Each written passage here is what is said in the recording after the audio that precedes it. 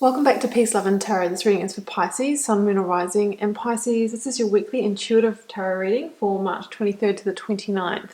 This week we have the Keepers of the Earth Oracle card. We have the beautiful Ace of Cups. We do have the Tower, the Empress, the Five of Wands, the Seven of Wands, and the Justice energy. So we do have some very strong energies here, Pisces, obviously with the Tower and Justice. I know a lot of people see the Tower in the reading and they really fear the Tower and yeah, look, it can be a chaotic shake-up. However, what we have to keep in mind is, what is the Tower, the situation?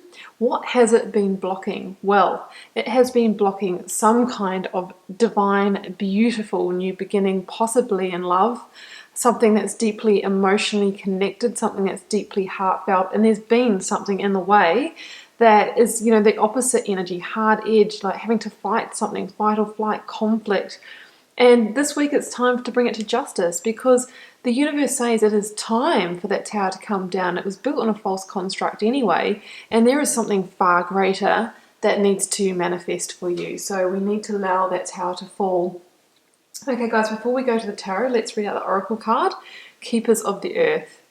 You are not alone, and ancient ancestors stand beside you. You are so supported. You do not stand alone.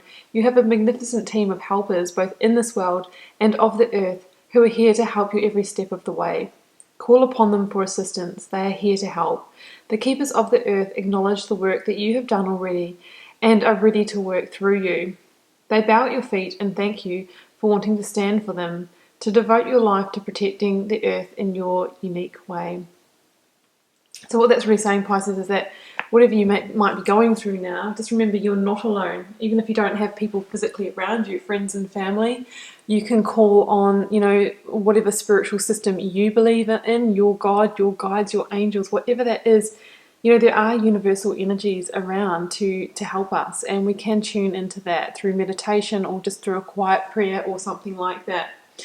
So let's start in the recent past, seeing a whole lot of conflict energy here with the Wands energy here, Five of Wands and Seven of Wands.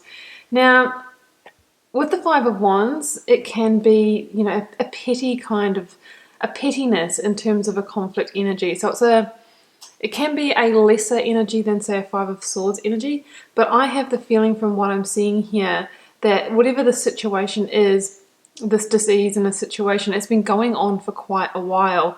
Now, one thing I also notice about double Wands energy is that Wands is related to our personal power and our action and things like that. And in here, in the Five of Wands, we see a group of people who are using their power in unconstructive ways. So some of you may have been in a situation, be it in love or in the workplace or, even family matters, where people have been using their power and energy in ways that maybe are trying to bring down another party. I'm not talking, hurt them seriously or physically, but it can be a sense of, one-upmanship and kind of belittling somebody else to make yourself feel better. It can be gossip as well, workplace politics, to kind of come out on top, to maybe angle yourself in the boss's eye for a promotion or that kind of thing. In a relationship, it can be just that bickering, that tit for tat, that kind of needing to have the last word, the last say, nagging each other, that kind of thing. And definitely that energy wears you down over time. Really, really does. And I think that's why the Seven of Wands is here. I think you've really had to keep on fighting, keep on pushing through the situation over a longer period of time. But, you've always had to be on standby, maybe on a little bit of fight or flight, or you feel like you're walking on eggshells around these people here, because every time you might start to turn your back or walk away, they're up at you again with more wands, with another little petty argument, another little insult, or another little jibe or jab. And even if it's not, really serious arguments and that kind of thing, like I said, over time it wears you down. You definitely can't access your sense of heartfelt love and creativity and be in alignment when you're in a situation like this. And, we do have powerful energies bringing that down this week with, Justice and the Tower. Now, 5 here is a number of conflict, but 5 is also the number of change.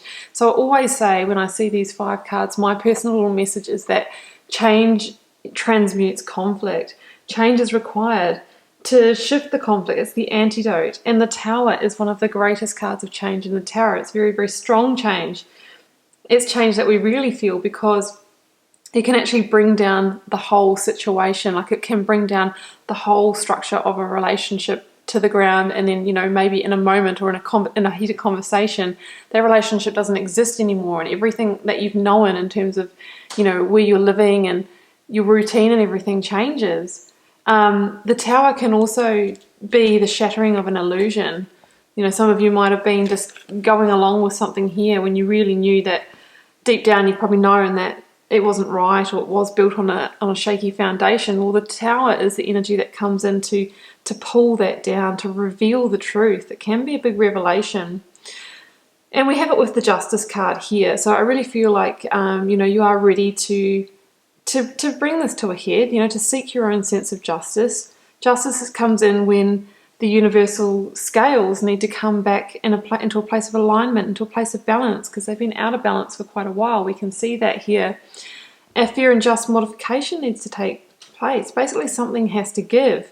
And potentially because maybe you had ignored the smaller signs or just really wanted to keep the peace, avoid the confrontation and go along with this, that's when we get to a Tower moment, because the universe is like, right, okay, well, if you're not going to do it, I will. I'm going to step in and I'm going to clear that Tower once and for all, because I've been trying to bring in the Empress and the Ace of Cups for you, but you haven't allowed me any space. Therefore, I have to force my way in. I have to force this clearing to happen. So the Tower, you know, really is that powerful energy that brings down that situation. But it says that that situation was a bit of a house of cards in the first place, you know, built on quicksand. So it only took like one bolt of lightning as a metaphor to bring it down.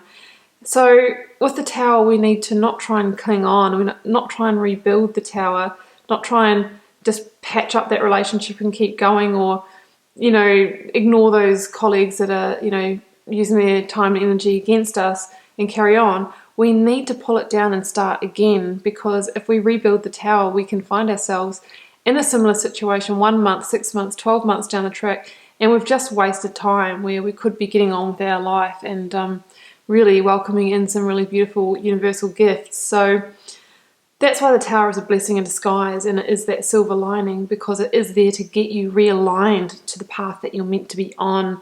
To, you know, we should be living in a place of joy, love and harmony most of the time, and not be in this kind of energy that just makes us feel uneasy. You know, the Justice card, I have a sense of victory here. The thing is that justice works out for the party it's meant for, not the party that wants it. So, you know, this is about rebalancing the karmic scales of life.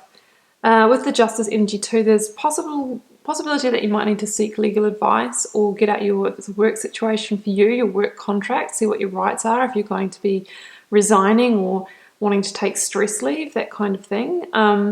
Obviously, you know, for relationships, this can mean, you know, divorce or separation, and some of you might need to seek advice on that.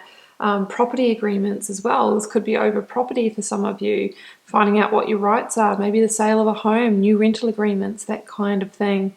But yeah, we do see a very strong energy here with the Tower, and it can feel chaotic, it can feel traumatic as well, but we just have to keep in mind that it's all in our greatest good when the Tower comes in. And you have, you know, these energies to look forward to, Pisces, Ace of Cups and the Empress. I mean, this is the total opposite. This is what's wanted to come in for you. This is total kind of love energy. This is divine feminine energy. It's soft and beautiful.